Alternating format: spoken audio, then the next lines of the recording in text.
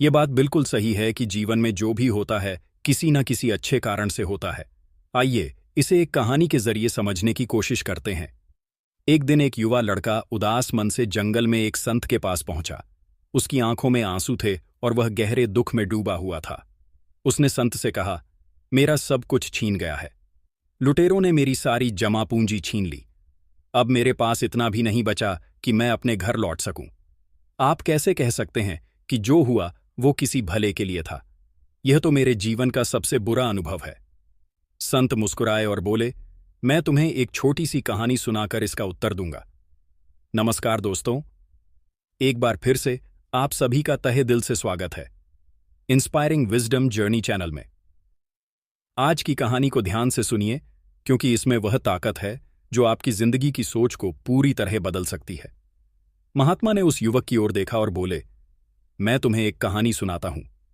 बहुत समय पहले की बात है। एक गांव में भीषण बाढ़ आ गई। पानी इतना तेज था कि गांव का सब कुछ बह गया। उसी गांव में एक गरीब किसान अपने परिवार के साथ रहता था।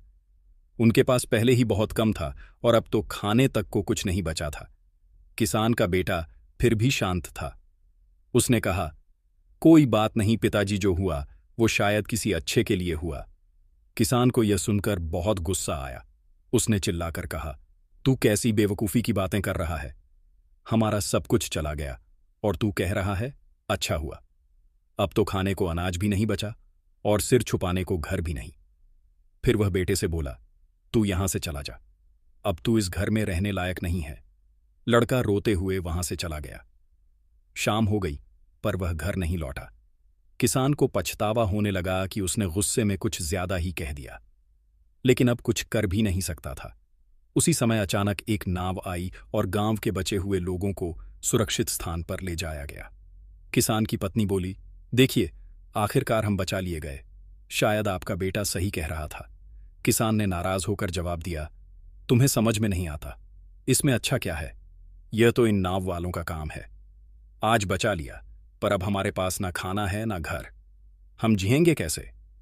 पत्नी ने शांत स्वर में कहा, पैसे नहीं है ये ठीक है, लेकिन आप इतने परेशान क्यों हैं? किसान बोला, असल परेशानी यह है कि उस घर में एक पोटली थी जिसमें मैंने एक बेहद कीमती चीज छुपाकर रखी थी और वह भी बाढ़ में बह गई। अब तो सच में कुछ भी नहीं बचा। पत्नी ने उसकी तरफ देखा और कहा, आखिर उस पोटली में ऐसा क्या था? किसान ने गहरी सांस ली और कहा, अब जब वो रही ही नहीं तो बताने का क्या मतलब? समय बीतता गया। किसान ने जैसे तैसे लोगों से मदद मांगकर अपना और अपने परिवार का गुजारा करना शुरू किया। मगर यह कब तक चलता? उस साल खेत में भी फसल ठीक से नहीं हुई थी। किसान अब बेहद परेशान रहने लगा। उसे समझ नहीं आ रहा था कि आगे क्या किया जाए। एक शाम वह अपनी पत्नी के साथ बैठा था, चिंताओं में डूबा हुआ। तभी उसकी पत्नी ने समझाते हुए कहा, चिंता करने से कुछ नहीं बदलेगा।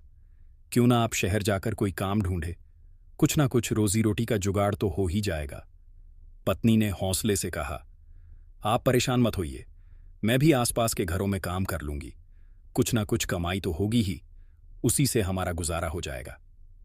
अगले दिन किसान शहर की ओर निकल पड़ा।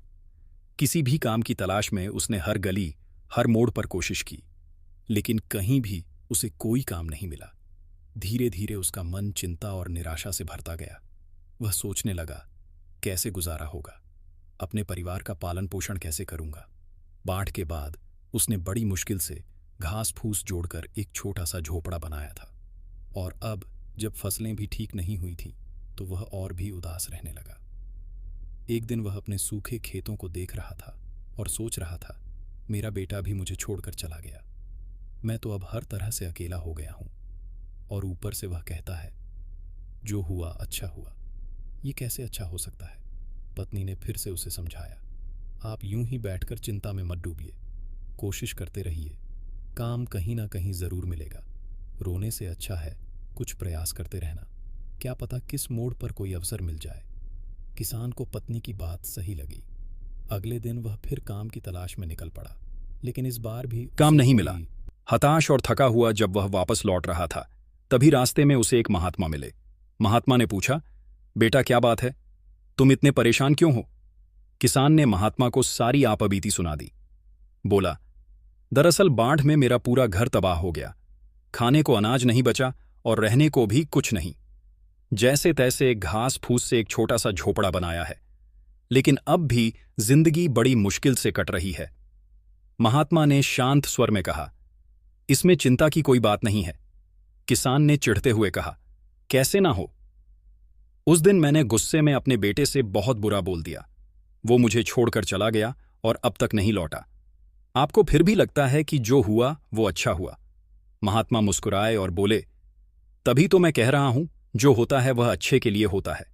किसान का गुस्सा और बढ़ गया। आप यह कैसी बातें कर रहे हैं?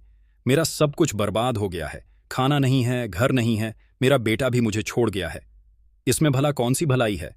महात्मा ने शांति से जवाब दिया, सब्र रखो, समय आने पर हर सवाल का उत्तर खुद मिल जाएगा। चिंता मत करो। इतना कहकर महात्मा वहां से चले गए। किसान को बुरा लगा कि वह उन्हें कुछ भी देने की स्थिति में नहीं था। उस रात वह सोचता रहा, आखिर यह कहावत कि जो होता है अच्छा होता है, मेरे साथ कैसे सच हो सकती है? मेरे जीवन में तो कुछ भी अच्छा नहीं हो रहा। लेकिन अगली सुबह वह फिर उम्मीद लेकर काम की तलाश में शहर निकल पड़ा, और इस बार किस्मत ने उसका साथ दिया। एक बड़े व्यापारी के घर पर उसे काम मिल गया। सेठ बहुत दयालु और उदार थे। वहां न केवल उसे काम मिला, बल्कि रहने के लिए एक अच्छा कमरा और खाने की भी कोई कमी नहीं थी। सेठ ने मुस्कुराते हुए कहा, अगर तुम्हें कोई असुविधा हो तो मेरे घर के पास एक मकान खाली है, तुम चाहो तो वहां रह सकते हो। किसान हाथ जोड़कर बोला, नहीं नहीं सेठ जी, मैं आपका बहुत आभारी हूं, मैं यहीं ठीक हूं। आपने मुझे काम दे दिया, यही मेरे लिए बहुत है। सेठ ने किसान को अच्छी तनख्वाह पर रख लिया। अब किसान और उसकी पत्नी दोनों पहले से कहीं ज्यादा सुखी और सुकून में थे। फिर एक रात अचानक दरवाजे पर किसी ने दस्तक दी। किसान ने दरवाजा खोला तो सामने एक लंबी सी कार खड़ी थी और एक युवक बड़ा सा बैग लिए खड़ा था। किसान उसे देखकर दंग रह गया, पहचान ही नहीं पा रहा था कि यह कौन है। लड़के ने मुस्कुराकर कहा, पिताजी, मैं हूं आपका बेटा। किसान हैरान रह गया, उसकी आंखों में आंसू आ गए। तू वापस आ गया बेटा? ये सब कैसे हुआ? लड़का बोला, पिताजी, उस दिन घर छोड़कर मैं शहर चला गया था। वहां मुझे एक काम मिल गया। धीरे धीरे मैंने एक छोटा व्यापार शुरू किया और कड़ी मेहनत से उसमें बहुत लाभ कमाया।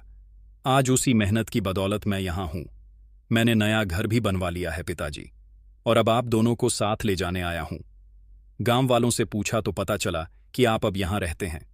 किसान की आंखें भर आईं। उसका दिल गर्व और खुशी से भर गया। बेटा मुस्कुराते हुए बोला, पिताजी, देखा, मैंने कहा था ना, जो होता है वह अच्छे के लिए ही होता है। अगर उस दिन बाढ़ नहीं आई होती और यह सब कुछ नहीं हुआ होता तो शायद मैं आज भी वहीं फंसा रहता। न मैं कभी नगर जाता, न नौकरी मिलती, और आज इतना सफल ना होता। अगर वह बातें उस दिन ना होती तो शायद मैं आज यह सब नहीं समझ पाता। महात्मा शांत मुस्कान के साथ बोले, देखा, अब समझ में आया कि क्यों मैं बार बार कह रहा था, जो होता है अच्छे के लिए होता है। किसान और उसका बेटा खुशी से झूम उठे।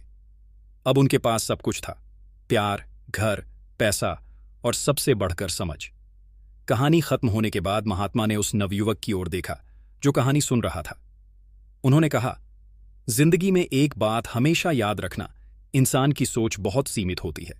वो सिर्फ उस पल को देख पाता है जो उसके सामने है, लेकिन जो ऊपर बैठा है वो पूरी तस्वीर देखता है।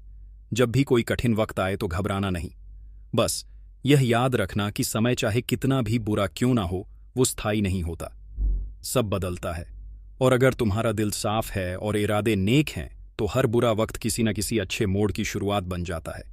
इसलिए बुरे वक्त से डरने की नहीं, लड़ने की आदत डालो, क्योंकि जीत हमेशा उसी की होती है जो अंत तक डटा रहता है। और याद रखना, बुरे वक्त में ऐसा कोई भी कदम मत उठाना जिसकी वजह से तुम्हें जीवन भर पछताना पड़े। समय चाहे जैसा भी हो, हर घटना का जवाब समय आने पर इंसान का मिल ही वक्त जाता बुरा है। होता है तो उसकी जब बुद्धि भी काम करना बंद कर देती है, लेकिन जैसे ही समय बदलता है सोच भी साफ होने लगती है। तभी वह नवयुवक बोला, महात्मा जी, आपकी बात तो सही है, लेकिन मेरा तो सब कुछ चोरी हो गया। अब इसमें अच्छा क्या है? मैं खाली हाथ घर कैसे जाऊं? महात्मा मुस्कुराए और बोले, दरअसल कुछ दिन पहले मुझे जंगल में एक चीज मिली थी। लो, यह पत्थर ले लो। महात्मा ने उसे एक चमकदार पत्थर दिया और कहा, यह मेरे किसी काम का नहीं है, लेकिन तुम इसे नगर में बेच सकते हो। शायद यह तुम्हारे बिगड़े वक्त को बदल दे। लड़का मुस्कुराया और बोला, अब समझ आया, अगर मेरा सामान चोरी नहीं होता तो मैं महात्मा जी से कभी नहीं मिलता, और अगर उनसे ना मिलता तो यह पारस पत्थर मुझे कभी नहीं मिलता। दरअसल वो साधारण दिखने वाला पत्थर पारस पत्थर था। जो भी लोहा उससे छूता सोने में बदल जाता। अब वह लड़का भी मालामाल हो गया था। तो दोस्तों, इस कहानी से आपने क्या सीखा? यह हमें सिखाती है कि हर बुरा समय एक अच्छे मोड़ की शुरुआत हो सकता है। बस हमें धैर्य रखना होता है और भरोसा नहीं खोना चाहिए। अगर आपको यह वीडियो पसंद आया हो तो इसे उन लोगों के साथ जरूर शेयर करें जिन्हें इस कहानी को सुनने की सबसे ज्यादा जरूरत है। और हाँ, चैनल को जरूर सब्सक्राइब करें ताकि ऐसे ही और प्रेरणादायक कहानियां आप तक पहुंचती रहें। धन्यवाद।